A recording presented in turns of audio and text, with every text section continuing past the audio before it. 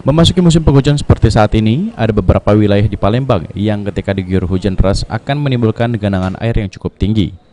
Salah satunya yang menjadi langganan banjir di Jalan Kolonel Haji Burlian, tepat di depan Terminal Damri. Kepala Dinas Pekerjaan Umum dan Penataan Ruangan PUPR Kota Palembang, Ahmad Bastari Yuzak, mengatakan yang menjadi kendala munculnya genangan air di lokasi tersebut yakni box culvert dan saluran pembuangan air yang kapasitasnya kecil, serta ada satu jembatan yang mengganggu aliran air dengan kolam retensi.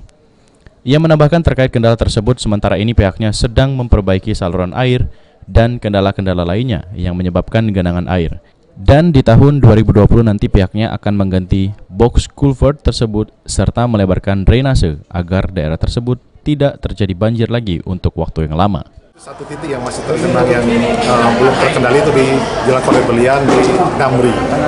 Itu kendalanya Pak? Itu kendalanya karena pertama bokal pertnya yang memang kapasitasnya kecil, saluran pembuangnya kecil, terus ada satu jembatan yang mengganggu aliran air dengan kolam retensi. Jadi kita akan lakukan penggantian bokal per, melebarkan saluran, mengganti jembatan dan kemungkinan kolam retensi dibangun di sana. Jadi butuh pekerjaan yang kompleks, dana yang besar. Tapi kan kita mulai di tahun 2020. Saat ini daerah yang sudah terkendali yang tidak terjadi genangan air lagi, yakni di Brimob Demang Lebar Daun, Kolonel Burlian depan Harian Sumex, di Sudirman dan juga Bundaran Masjid Agung juga tidak terjadi genangan air lagi. Heru Wahyudi, PAL TV.